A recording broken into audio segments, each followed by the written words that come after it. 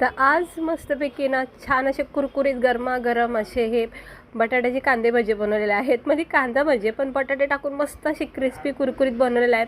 अशा पद्धतीने तुम्ही ना एकदा कांदा भजे करून बघा, बटाटे टाकून इतके मस्त वाटतात ना.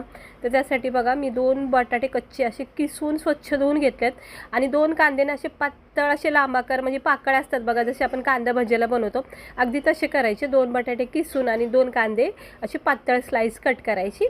त्यानंतर ना थोडीशी कोथिंबीर, थोडासा ओवा, थोडे जिरे टाकायचे.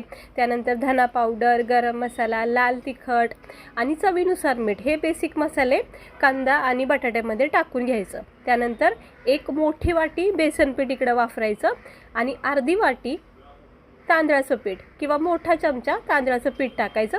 ह्याने काय होतं ना, भजे खूप वेळापर्यंत कुरकुरीत राहतात मस्त.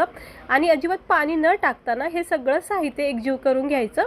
हे बघा, हे असं बॅटर तयार होतं. मग गरमागरम तेलमध्ये ना मीडियम गॅस करून छानपैकी हे भजे जे आहेत ना क्रिस्पी गोल्डन ब्राऊन होईपर्यंत फ्राय करा.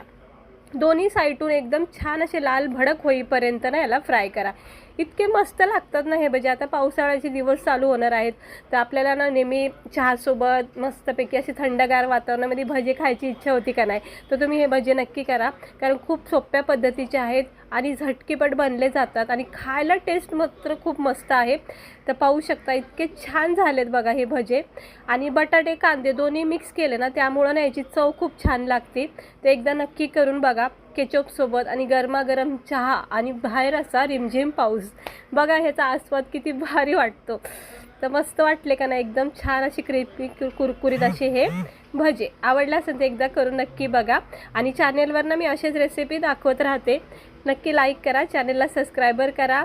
आणि हे जर भजे तुम्हाला आवडले असेल तर एकदा नक्की करून बघा आणि व्हिडिओ आवडला असेल तर लाईक करा.